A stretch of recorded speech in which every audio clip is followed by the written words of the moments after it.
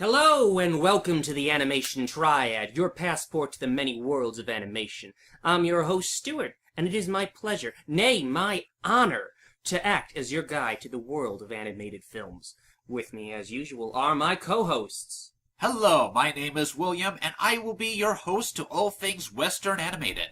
Ahoy, ahoy! I'm Alex. I'll be your guide to all things anime and Far Eastern. Together, we are the Animation Triad, and we will strive to introduce you to interesting animated films and series that, hopefully, you're unfamiliar with. Heck, even if you are familiar with them, maybe we can show them to you in something of a new light. How this works will happen thusly. Each of us will take a turn a podcast to introduce to you an animated special of our own specialty. And we will also have special segments, guest hosts, animated news, upcoming films, and other goodies to come. So, without further ado, let the show begin.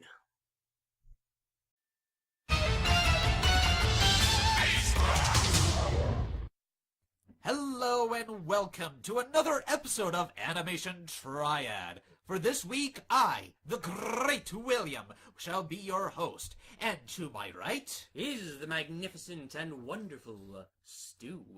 And in front of me, He is the tall and surprisingly handsome for a nerdy theater major, Alex. ladies and gentlemen, we are all of us quite fetching.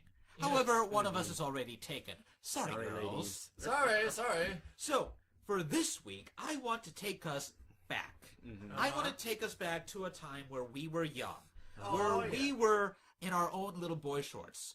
I want to take us to a time where we had a really good cartoon series. A CG cartoon series.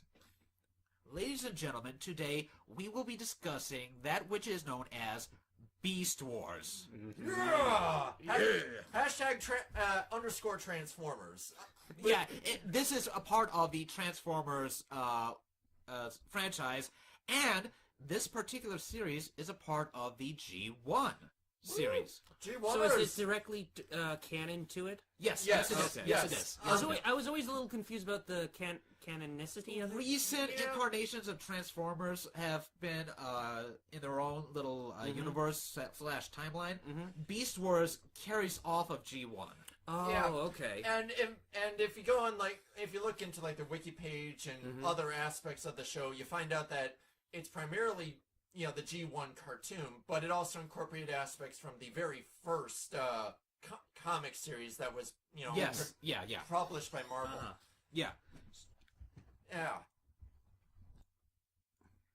So Beast Wars was first started as a toy line. Yeah. As all Transformers things. As all much, good things I mean, come. Yeah. Because the one main difference between the toy line and the cartoon is that the leaders of the two factions, Megatron and Optimus Primal, are in fact they have their in this series. They don't transform from robots into vehicles. They transform from robots into animals. Hence the whole Beast Wars Yeah, thing. yeah. So, in the original toy line, Megatron and Optimus Primal are given different forms than they were in the cartoon. Optimus is a bat, and Megatron is an alligator. Really? Yeah. I remember. Oh yeah. Yeah, I remember finding. weird. And Yeah. I think if I remember correctly, it was the original Megatron and Optimus actually from the G1 that took on these forms. But in the cartoon, it's an entirely different Megatron and Optimus. Which I think is probably for the better since. Yeah. I gotta admit, the continuity of this always confused me. Well, believe me. the thing is that this is timeline-wise far removed from G1. Yeah. To the point where it's the actions and events that took place in G1 are considered lore or myth or legend. And they even, as the show goes on, they even find ways to sort of explain why it is considered lore /myth /legend. Yeah. It's for the safety of their own society that has sprouted up after the great Autobot-Decepticon war. But And the Autobots and Decepticons are treated as, like, revered ancestors of the Maximals and Oh, Predacons. okay. Yeah, but as far as continuity goes, I would say don't worry about it too much. I mean, you go back and you watch the original G1 cartoon like I've been doing recently, and you start realizing not only does this show kind of contradict itself numerous times throughout its own run, it also just has its own logic that it feels free to break, throughout. I mean, like, fatal hits to one, Autobot or Decepticon are considered like just like a light scratch. Yeah, just a slap on the wrist, really. So that's the original G1. Yeah. Okay, I gotta make a confession here. What's that? Beast Wars was actually my first introduction to Transformers. Oh, good. Same. All right, Yeah, cool. yeah. Hey, high fives all around. High guys. fives all around. All right. Yeah. Yeah. Okay. Yeah. But Here's how I found out about Beast Wars. It was aired on the what is for us in the Midwest, Channel 20. Right before Kids WB's Saturday morning lineup came on. It's like 7:30. My parents are still asleep, so I'm watching on the volume low. It's like, oh yeah, same here. I think we all did that. they're animals, but they're transforming. They have like lasers. I don't know what a transformer is, but these guys are awesome. Yeah. But here's the thing: if you have just a shallow understanding of some important characters in the original G1, you can take that knowledge and use that to work off of Beast Wars. Because in all there's kind of a revelation near the end of season 2. I am not going to reveal what that is. This is I want you people to actually get invested in this series and watch it. It's a great series. Oh yeah, absolutely. It really is. But if you have a shallow understanding of the characters of Optimus Prime, if brings an image of a truck, red and blue robot truck character, and a trailer that inexplicably appears and disappears. Then you have a good good understanding of the knowledge of Transformers enough to watch Beast Wars. Yeah. And not be confused about anything at all. Yeah, and even if you don't have that basic knowledge, again, the way that they treat those, original cartoon characters as, these revered figures in their own history, you get a sense of the idea. Yeah, definitely. I can definitely pick up on that. Oh yeah. But for those that watch the cartoon, the original Transformers cartoon, some people complain, when it switched over to Beast Wars because entirely new cast, entirely new premise. A truck, not monkey.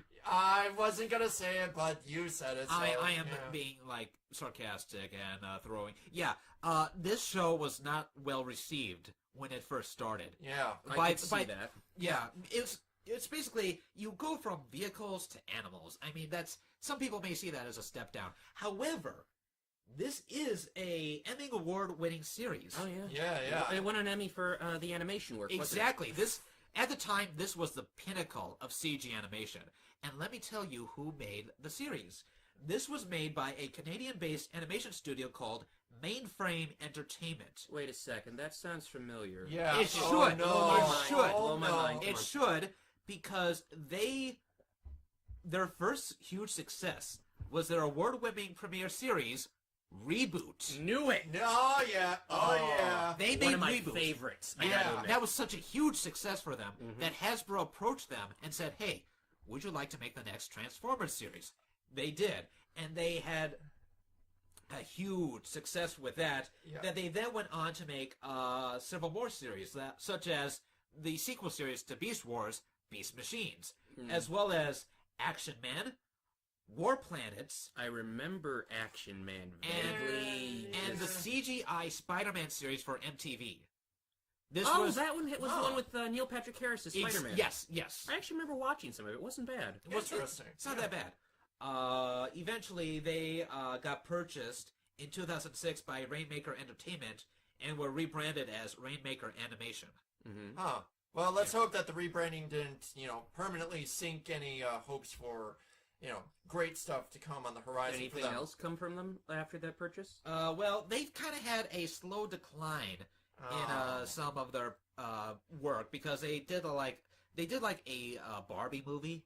Oh, yeah. So the direct-to-home video, so flash I should see cash, that, yeah. That's But what really impressed me even just from the few few dozen episodes I caught of the original reboot and all of Beast Wars was, despite it being this proto form, pun intended, proto form CGI animatish, and it holds up incredibly well even today. Some of it does really well, I will admit. You can definitely tell, where the colors and the detail, start to take a dive, but they never. But what it lacks in the age department, it more than makes up for with the fantastic characters and voices. Well, that's what I wanted to say. Where G1 was basically like this huge marketing placing show. I want to say that Beast Wars was more of a character-driven show. Oh yeah, where they would actually have episodic story arcs for some of the characters. Yeah. And they also added some of their own lore, which then became finalized within Transformer lore, such as they introduced the concept of sparks. For those of you who don't know, sparks are basically the soul of the Transformer. And there is an episode. I've got the.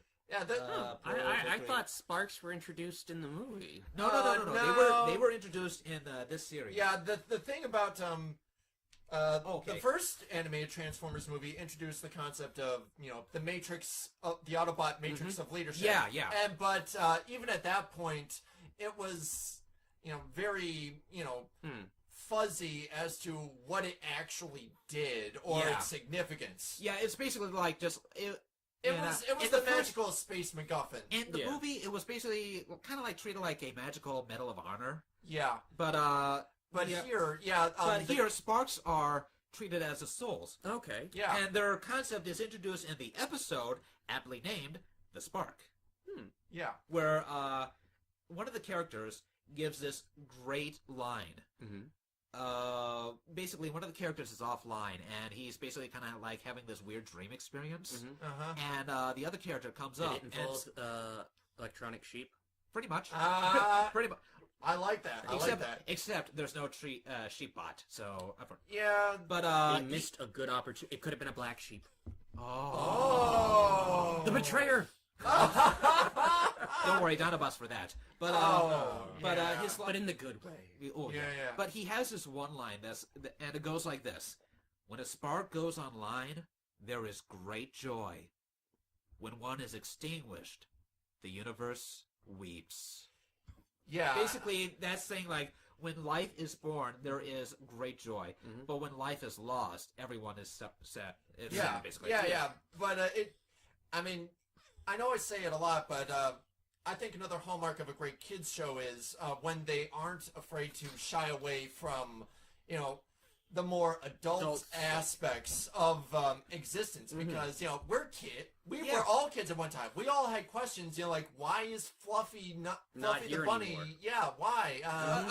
It's basically like, if you're not afraid of, if you don't treat kids like idiots, then you have the cornerstone of a good show. Yeah, well, that's a hallmark of a lot of the stuff we review here. Exactly. Especially the series we review, is that these are things that held up because they don't treat their audience like idiots. Exactly. This is something that, yes, it is generally aimed towards children, but anyone can enjoy it. Well, yeah, that's kind of one of the issues I have with the original G1 cartoon. Well, it's basically like the moral of the story is don't do drugs. Well, I'd say it's a combination of don't, Aesop of the day and, oh, by the way, buy our toys. Here's the new lineup of combiner robots that was just introduced this episode. Yeah. By the way, here are the Terracons. Where were they before? I don't know. They're here now. Yeah, but I think marketing. Yeah, but after buy all our playsets and toys. But after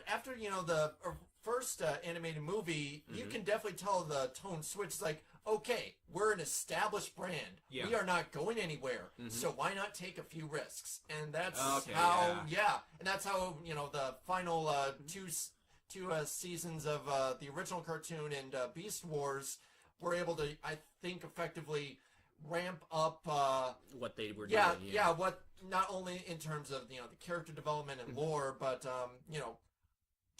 delving into some really, interesting philosophical territory, for the age group that they were supposedly supposed to be aiming for. I mean, but let me go on into like the show proper. Yeah. It has 3 seasons. It started in 1996. Season 1 lasted 26 episodes, and the next 2 seasons only had 13 episodes each. Huh. The premise. Surprising. Usually it's the other way around. The Yeah, seasons yeah. are Well, longer. Gargoyles took that to the extreme with season 2. God. Oh, Yeah. yeah. 13 episodes season 1, 52 episodes season 2. Yeah. You've got your work cut out for you. Thank you, Oddly Greg enough, I Weisman. think Steven Universe also did the same thing. The first season of that is very long, and then the next next couple seasons are all relatively short. I think so, yeah. Yeah. Or rather, they're like broken up into segments. Then, Well, yeah. Yeah. I mean, look at Adventure Time. Anyway. They do that too. Yeah. So the premise is that 2 ships crash land on a planet teeming with life, with like Earth life, Earth-based life. But one of the discrepancies between our planet and this planet is that there are 2 moons. Yeah. Anyway, the 2 one of the Predacons then realized that yes, this planet is full of energon, the life force and fuel for all Transformers. However, there is too much energon, and it creates such an energy field that if you remain in your robotic forms, you will suffer irreparable damage. Okay. And so Megatron, the leader of the Predacon, says, then we will create alternate forms based on the most powerful local creatures. And Yeah. thus, the premise of robots changing into animals is then established. The Maximals have mammal-based...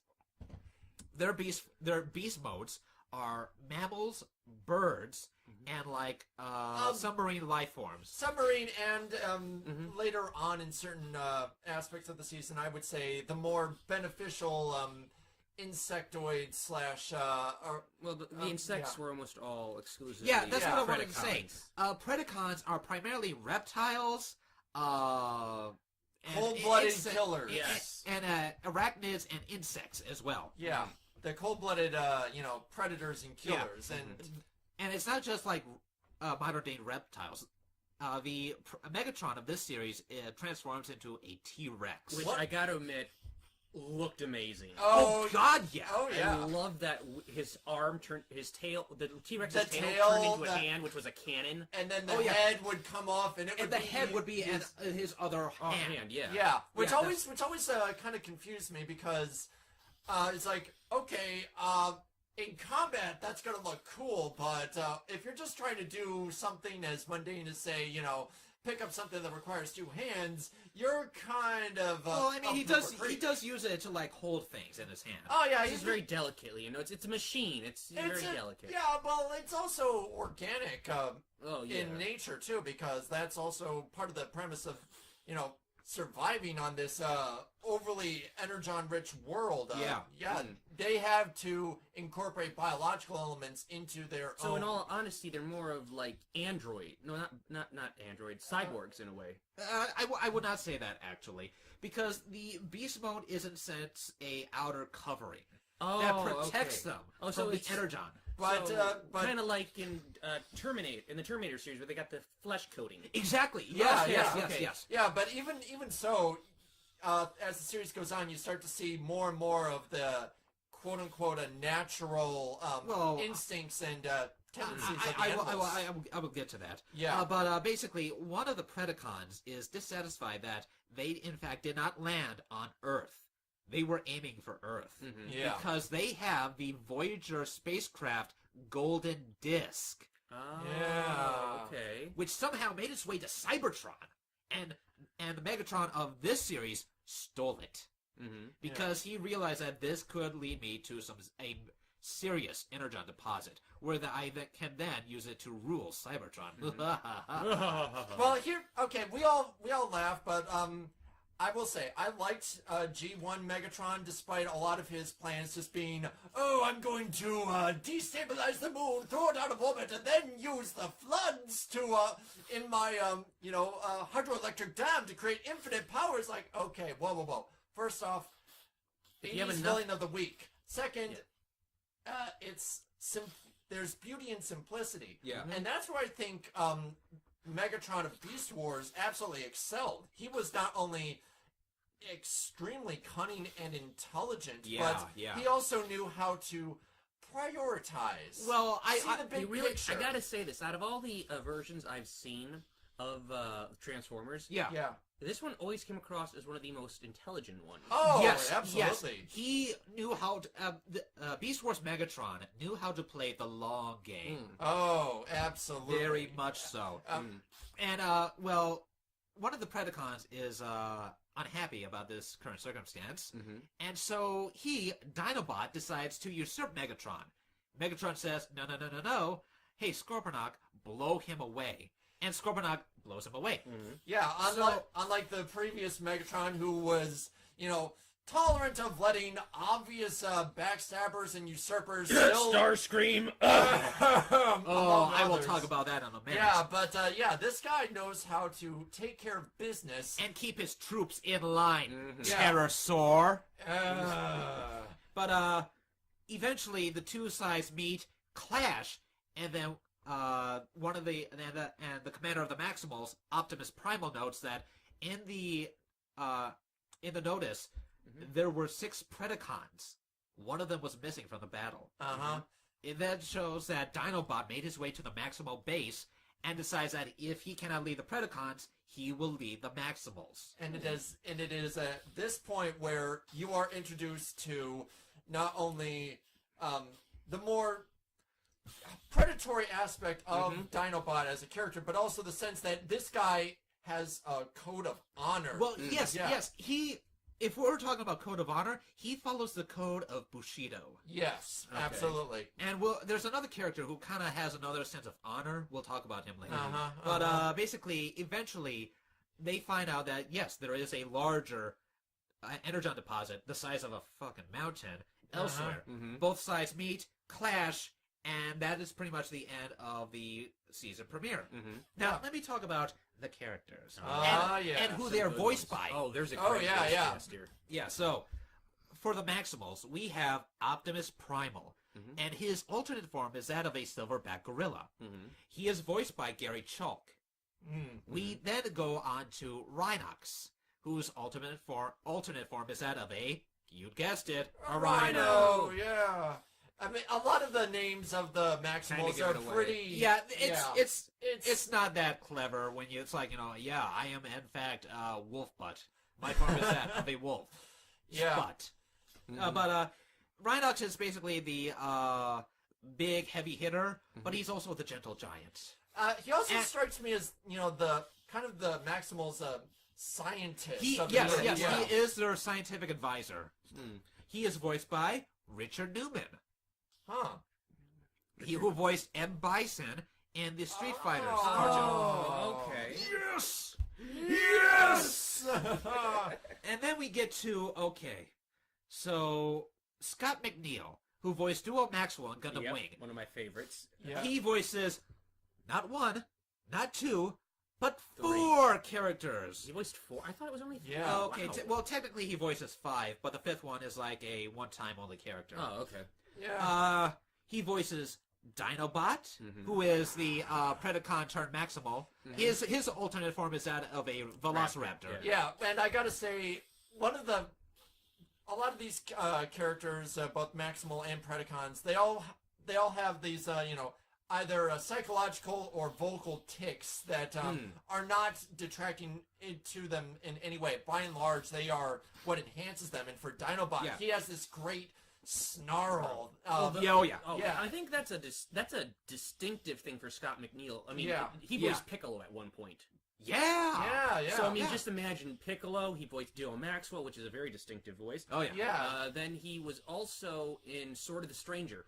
Oh. Yeah, that was actually a pretty good movie. But yeah, we'll get to eventually. that's another thing I love about this voice cast. Not only are they able to keep all their characters in line, which is, I imagine, a kind of a nightmare when you're playing this many and Well, such a yeah. tight time frame. But Well, it happens a lot in animation where you have characters basically talking, voice actors talking Talking to each themselves. other. I mean, look Yeah. at Futurama. Oh Yeah, God, Billy yeah. West, Yeah. my hero. yeah. Anyway, So what else is Mr. McNeil? he voice? voices Dinobot, Mhm. Yeah.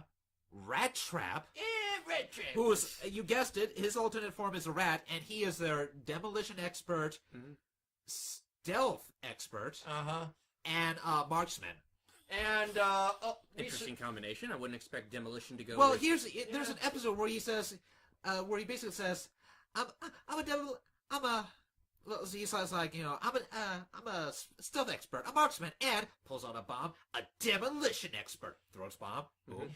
Anyway, yeah. All right, Rat fair Trap always was the one out of the entire group that felt like he knew what he was doing, but he just felt like he had to brag and elevate himself. I wouldn't say that. He's the snark of the Yeah, group. yeah, he he is- definitely When is. when one of the characters runs away and Optimus Primal tries to get him back, Rat Trap looks up to him and says, "So, this is your first day on the job, or what?" Yeah, That's pretty this much- is a far cry from the original Transformers, Yeah. where Yeah. everyone revered Optimus Primal and his words and Well, stone. Optimus Prime, but Yeah, Optimus Prime. Yeah, but here Primal is just sort of it felt more like an actual group of people. yeah. People, finger Oh, quotes. Personality. Yeah, They had there we go. personality. And- Rat Trap, Silverbolt, Silverbolt. who I will explain later, Uh-huh. Oh, yeah, I remember him. and Waspinator. He was Wasp. He was Waspinator. My God, I We will remember talk about Wasp. Waspinator later. Right, universe hit Waspinator. I loved it. He was hilarious. Yeah, And, Waspinator was a personal favorite. And the last of Silverbolt is not of the original cast. He comes in later. But the last of the original cast is Cheetor, who is the cheetah, and he's the kid of the group. He's voiced by Ian James Corlett. If you recognize that last name, then you recognize Claire Corlett, who is his daughter, who voices Sweetie Belle in My Little Pony. Friendship is Magic. Yeah. Continuing the tradition of Canadian voice actors in the Hasbro productions. The apple does not fall far. Birds. Keeps it in the family. The apple does not fall far from the tree, folks. Yeah. Anyway, Let's not use the keep it in the family because that just implies a lot of messed up things. yeah. So Yeah. anyway, the original Maximal team is Optimus Primal, Rhinox, Cheetor, and Rat Trap. Eventually, they are joined by Dinobot. The original Predacons cast: Megatron, alternate form, a purple T-Rex. He is voiced by David Kaye. If you recognize David Kaye, you will know him as Sesshomaru from Inuyasha. You will also recognize his voice as Optimus Prime in Transformers Animated. Which, originally he actually auditioned for Optimus Primal. They thought he was a better pick for Megatron. I think they did. They Oh, were yeah. right. Yeah. They were right, and you could just tell he had A blast. an absolute blast. Oh, His God, yes. voice was dripping with self-confidence and Oh, it intelligence, was and his yes. Funny thing, he says yes 160 times and no 54 times. Wait, wasn't he? Now, correct me if I'm wrong. Yo. Wasn't he also Megabyte from? No, that was Tony J. Oh, Tony J. Oh, you're right. Shoot, Okay. my bad. Anyway, going down the list, Scorponok is voiced by Don Brown. Scorponok Scorponok's animal form is that of a Scorpion! no, a rock. Oh, darn. Oh, Scorpion. you had me going there for a Yeah, minute. you Yeah. got me. You had me tricked. Acting. Yeah. Pterosaur is voiced by Doug Parker. His alternate form is that of a pterodactyl. Uh-huh. I would say that he's the Starscream of this universe, Yeah. except that he only has like 2 attempts, and then that's it. Yeah. And we'll talk about Starscream later. Oh yeah. Tarantulas, Ugh. voiced by Alec Willows, who does a magnificent job. His alternate form is that of a tarantula. You will love tarantulas. Let me Yes. just say. It's been a while since I watched it. I forgot about Pterosaur. He's kind of a one-note character. Very one note, but Tarantulas, I'd say, is an even more effective version of Starscream throughout the I entire wouldn't series. I wouldn't say that. I mean, he is the more interesting character because of what he does and Oh what yeah, he, what what he he what hits- he knows. and also what he hints at. Uh-huh. Okay. And yeah, that's the original casts. And So it's a short cast, but it does help because they have stories that delve into, like, the lore and the characters. Yeah. And that's a really good thing. But eventually they do get more characters as time goes on because, hey, we need more toys to sell. And that was actually introduced pretty interestingly. Yeah. Oh, yes, let me talk about that. When they arrive on the planet, both ships are disabled, and the Maximals, Optimus Primal says, launch the pods, send them into orbit. And he launches these pods, and they orbit this planet's gravity. They are called protoforms, and they're basically blank slate transformers.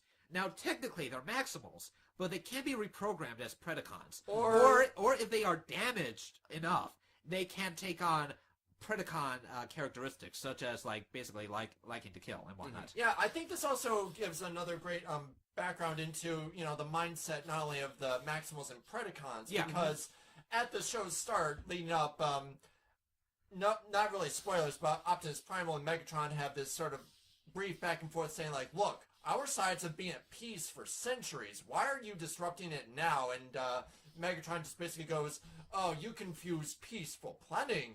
We have just been strategizing for our time.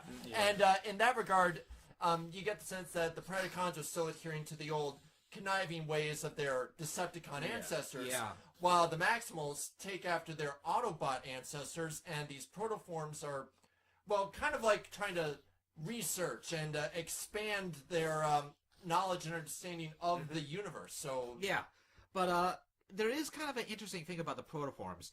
There was a comic published, I can't remember by who, but it's sort of a prologue to the series. It shows the theft of the Golden Disc and the Maximal's ship, the Axelon, taking off to pursue them. You see two Transformers who are damaged badly enough that they have to be put into these protoform stasis pods. And the two characters are Tigatron, whose alternate form is that of a tiger. A white tiger. A white tiger. I remember that. He is voiced by Blue Mankuma. I don't know what else he has been, but he's got a voice. He's got a voice. And the other one is Air Razor. Her alternate form is that of a hawk or an eagle. And I have to say, she probably has the coolest name out of the entire Maximal bunch. She kind of took a page from the original Autobot cast. It's like, we could call ourselves, related to our alternate form names, but you know what? Optimus Primal, or like Prowl, or Jetfire, something, gonna tear you apart. Well, let's go with the Air Razor. That sounds Yeah, good. Air Razor, and it still works with with the Beast form. She is voiced by Pauline Newstone, who I don't know what she's been in. Yeah. I mean, I could look it up, but I'm lazy. Yeah. So, but those are the protoforms that become Maximals.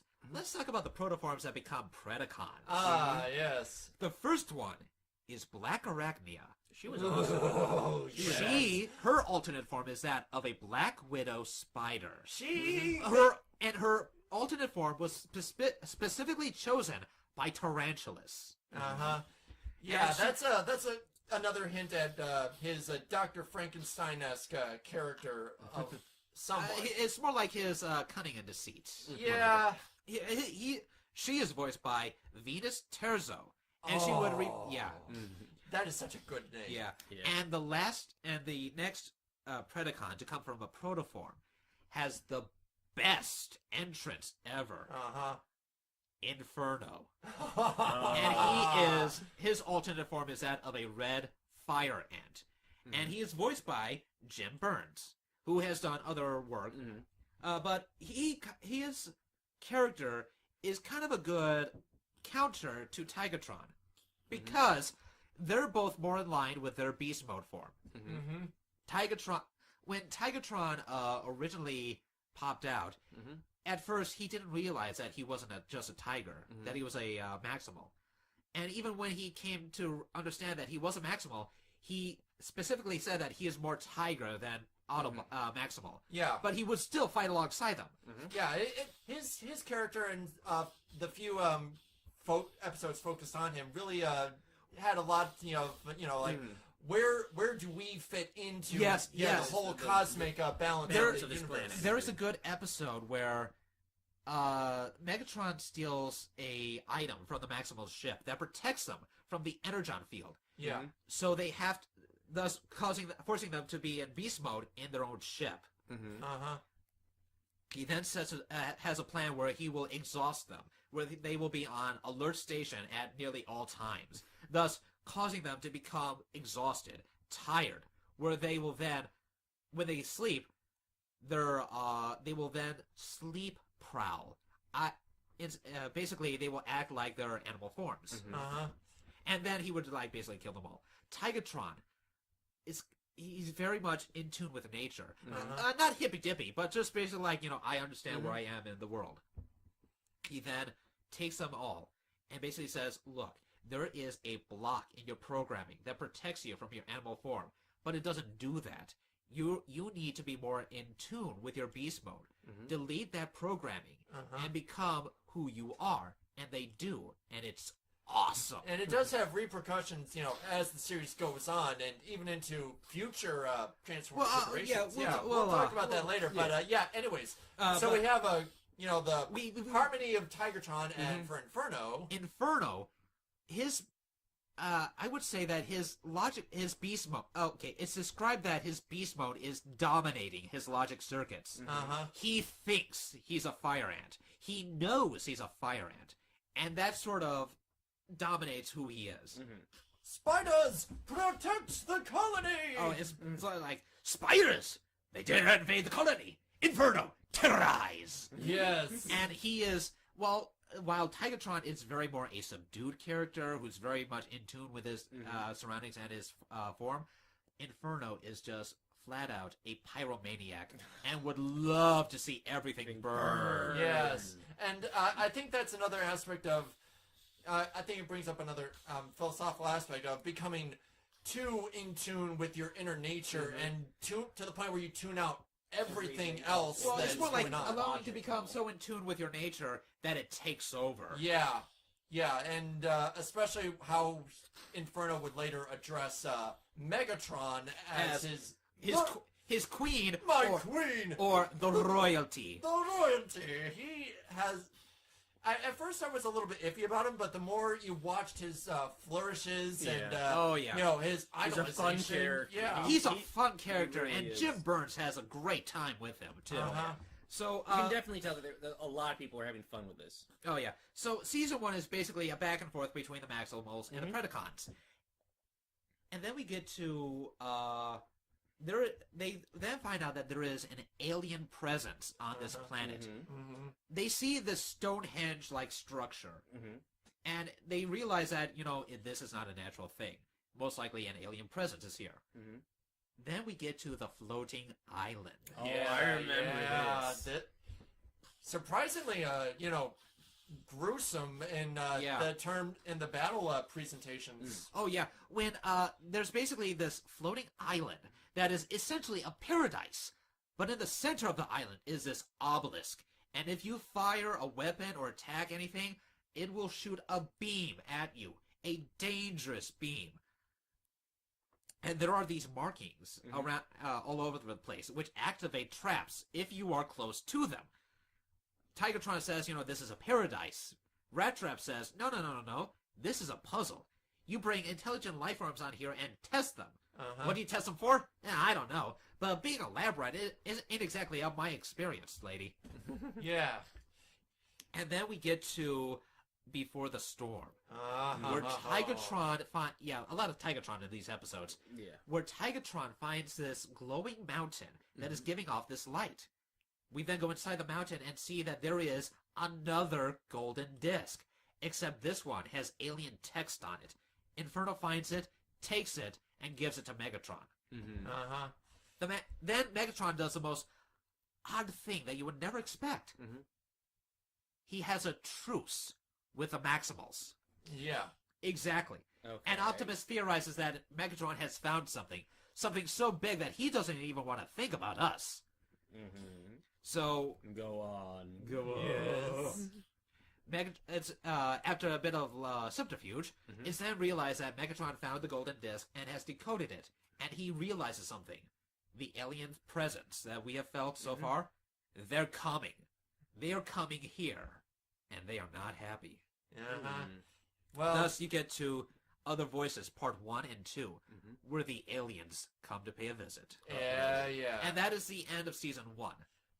Yeah, let's just say that the alien voices, I didn't pay attention to what their names were initially, but... I'll tell you what their names are. Yeah, I know, but I just decided to later go back, read into some of their lore, because it's only slightly hinted upon about, what their motivations are or their origin are somewhat in the series, but you start to realize that, this is just, one of the cornerstones for the entire Transformers extended, mythos. Anyway, Season 1 ends with this Planet Buster, which was one of the moons. Yeah. Trying to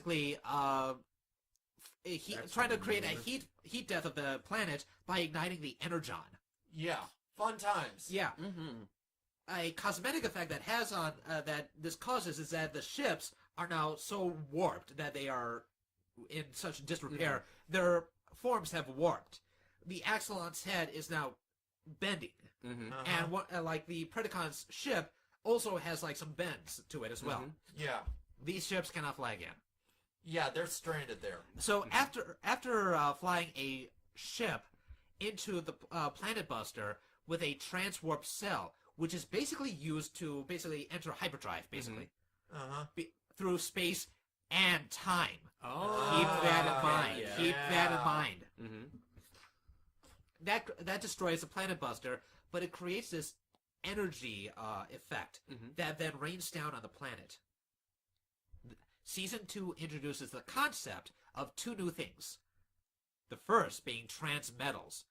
This is how we get our new toys. Yeah, because, those they always gotta get new toys. Yeah, those first generation Rat Trap and Cheetor figures, you might still love them, but they're fine. They're fine. Don't you want something a little souped up, maybe? Yeah, don't you want to see Cheetor with green and chrome paint scheme and with jetpacks? Let me explain. These, when they... Cheetor, Rat Trap, and Optimus Primal are the three Maximals who become transmetals. Megatron, Tarantulas, those are the only two. Also become transmetal. I have to say, when you are personal favorites of transmetals, just among you guys, because I have a personal preference for Megatron. He looked great. He looked great. Oh, he did look great. I really liked Megatron. When I was younger, I liked Rat Trap's version. I thought that was pretty cool. Yeah, it did seem to afford him a lot more maneuverability in combat. Let me explain what's that all about. So basically, it's kind of a flip for their outer appearances. The beast modes are more metallic in design, but their robot forms seem to take on a bit of a beast aspect. Yeah, I think one of the Maximals actually said the destruction and the energy release caused your forms to sort of mutate. Exactly. But this also gives them a third form, a more vehicle-based form. Cheetor gets jetpacks. I remember that. Yeah. Rat Trap gains wheels, and he basically becomes a roadster. Yeah. Tarantulas can transform into a motorcycle, and Megatron gets like these hover jets. Oh, I remember that. Yeah. Optimus Primal gets like this surfboard that he can then fly around. A hoverboard, basically. Yeah, I remember him flying around on that thing. It was the mid-90s, that the surfer... skateboarder. Yeah, the extreme sports. But here is our the second attempt for new toys. Coming of the Fusors. Oh, yeah, I remember those. We are then introduced to Silverbolt and Quickstrike. In the best way possible. They don't just come out and it's like, here I am, here to save the day. They're confused. They don't know who or what they are. Because we see Quickstrike, but then attached to Quickstrike is seemingly a King Cobra. What? And his beast, and with his other form being that of a scorpion. Well, basically, he's a scorpion whose stinger is replaced with the head of a king cobra. Silverbolt is a wolf with his front legs being replaced by the talons of an eagle. He's got an eagle's tail feathers and wings. Because, when you call something Silverbolt, you want it to be as regal as possible. Yeah. So You go all out with it. Yeah, and to kind of contrast the two, Quick Strike is very much the dirty gunslinger. Oh yeah. He's very much looking to whip some keister. They had to be very creative with like some of the slang terms here, so no swearing. But Well, they did create the term slag. where this Slag. That I want to deviate just for a moment, and I love it when series, be it for kids or live action or whatever, they come up with their own idioms and their own language, even their own words to sort of get around it. Battlestar Galactica, great example. They came up with the word frack. Oh yeah. Or the obvious. Or and one of my all-time favorites. From Red Dwarf. Oh. Smeghead. Yeah. So, but yeah, for Silverbolt, his personality is more that of a medieval knight. He is very honor bound. He will not take a cheap shot at you, and he will not hurt women, bad girls or otherwise. Which then helps for him to develop this relationship with Black Arachnia, because bad girls are always looking for good guys. But in the season 2 opening, Pterosaur and Scorponok die. Yeah, rather brutally too. Yeah, when the energy wave hits the Predacon base, when you can tell who is going to turn into a new form because their bodies start to shine. Pterosaur and Scorponok's bodies were shining, but it's a painful process. They fall into the lava. Yeah, here's the thing about the Predacon base that really kind of, even as a kid, I was like, this is a design flaw. Your base is over an active volcanic landscape with no OSHA compliance. Yeah. You know what? I always kind of figured, thinking back, I was like, it could make sense if you were using it for thermal heating, like thermal energy. Oh, kind of, yeah. If they were trying to do that, I could understand. Yeah, making the best of their crash site, I get it, but just like put some floorboards underneath, though, right? Or at least a fence, or some railing. I know. It's like, are you trying to die? You're like the Star Wars Empire. You're like, hey, there's an energy beam tunnel right here, but they're not giving us a rail. Why? They say we will lean on it. What? I know. Unions. Yeah, but the Starscream wannabe Pterosaur, bites the bullet, and so does the kind of one-note Scorponok. No real big loss. Yeah, no, I mean, these were very one-note characters, but funny you should mention Starscream. Remember how we said that they treat the Generation 1 cartoon as legend or lore? Well, in the episode Possession, our view is that of outer space, and we see this light, this small round light floating through it. It's a spark, and it flies down to the planet. And during a violent energy storm, it goes into the Predacon base. And Waspinator is trying to figure out what the heck's going on with the computer. It's not working. Waspinator does not understand, and a voice comes out. I bet Waspinator seldom does, but don't let it bother you, Bugface. And then the light goes into Waspinator. Air Commander Starscream of the Predacon Army. Decepticon. I was They're interchangeable. So yes, this kind of helps solidify that G1 in fact did happen. There is another episode where it does really solidifies that G1 did happen. But I am not going to spoil that. Okay. I'm not going to talk about that. If you want to watch this series, go and watch it. Watch it. Find it. So, with that being said, I have just 2 questions for the both of you. Yeah. Who is your favorite, Maximal and Predacon? Oh. Okay. That's a tough one. Stuart, you go first. Okay, I'll go first. I gotta admit, my favorite Maximal. I love Dinobot. Dinobot was one of my favorites just because he had some great lines. He had this weird sense of humor, which was just like slightly dark, which you know fatalistic. Me, I have a very dark sense of humor, and that tied in perfectly with it. Okay. And I also had a soft spot for Rat Trap. Yeah, I just liked him as a kid for some reason. You can't go wrong with, in terms of the Predacons, Megatron, was amazing. This is by far my favorite. My favorite version of him. I really got to admit that. I loved the way he looked. I loved the voice actor for him. It was just amazing. Oh yeah. Runners up, I'd have to say on the Predacon side. Well, I can't really give that away without giving. I can't say. Is it a guy who makes his appearance in season 2? Yes. I believe I know who you're talking about. Yeah, Yes. I can't really say without giving spoilers. Yeah, no. So Yeah. I'm just gonna say, Waspinator was funny. Oh, Okay, fun fact about Waspinator, he gets blown to scrap all the time and comes out none the worse. Yeah, which I and always found amusing. Just like He's basically the comic relief of Transformers. But Alex, your two favorites. well, since we touch on Waspinator, I would have to go with him as my favorite Predacon, not just because of the comedy aspect, which is spot on, but just because he manages to get the most pathos, I believe, out of the viewer. He is Schadenfreude incarnate. Yep. In my opinion, one of the best utilizations of the original G1 cartoons treatment of Transformers that would have died otherwise under such extreme damage. Oh, yeah. definitely. Yeah, and I should also say this, Waspinator does have those crowning moments of awesome where he goes, "No, I'm tired of this." Yeah. The final episode. Wait. I know. Well, I won't say what it is, but let's just say the series finale. He has this awesome. I remember this awesome monologue where he just strike. Yeah, he. It makes it better after the build-up and the it's a great agony payoff. he has to. If you endure. want to hear that speech, watch the series. Watch Oh the my series in its God. entirety. It will make that speech much better.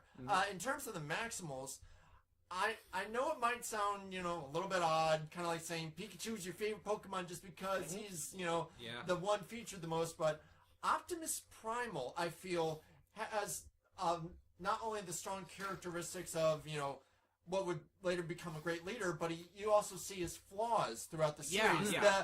He's not like the indomitable pillar of justice that his forerunner Optimus Prime was. He has moments of self-doubt, grief. He seems like regret. more of an actual character. Kind of, Yeah. rather than someone who is being put into this role of military leader and is ready for it. He's just a explorer captain that is having to step up and fill shoes that, honestly, you would have never expected from this guy or any of the Maximals for that matter.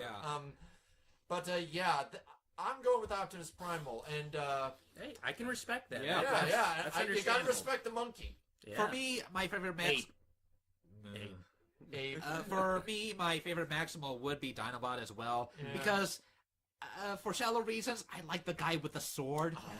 He had a cool sword. He had a cool sword, but also because of his last episode, Code of Hero, Yeah. which you will cry. But my favorite Predacon would probably be... I'm going to have to go with Tarantulas on this one. Fair enough. Tarantulas is such a good character. The slippery spider. And he's got a great laugh, too. Oh, yeah. Oh yes. But ladies and gentlemen, that is Beast Wars. If you are interested, please watch the series. Yeah. And if you're really interested, buy the toys. They still make them. Yeah. Yeah. They still make them. This is how prevalent this series was. Yeah. Well, here's the great thing.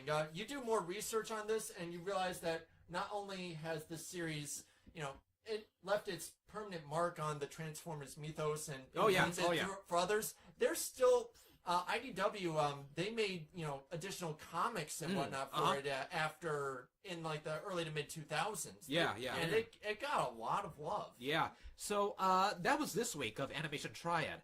Alex, what are we going to talk about next week? Well, since you guys have gone into the aspect of music and with rock and roll and outer space explorers and whatnot with great music, by the way. Oh, yeah. Something we didn't mention about. Oh yeah, it's got Beast great Wars. music. Oh my It's God. got Yeah, great it- music. The opening is just fantastic. yeah. It really Oh, gets you yeah. pumped. Yeah. Watch the show, you'll find out. Watch Yeah. the show. You will find out. It's a great aspect of the early to mid 90s. But so for me, I thought I would try to incorporate that into my next review. Ladies and gentlemen, prepare to go on a star-studded techno rock opera of sorts. Interstellar 5555. Featuring the great animation works of Leiji Matsumoto and the phenomenal tunes of Daft Punk. Oh yeah. You guys know what I'm talking about. I'll go into that next time. Until then, I'm Alex. I'm Stu. And I am the great William, hoping to wish you all a maximum day. Maximize! Terrorize!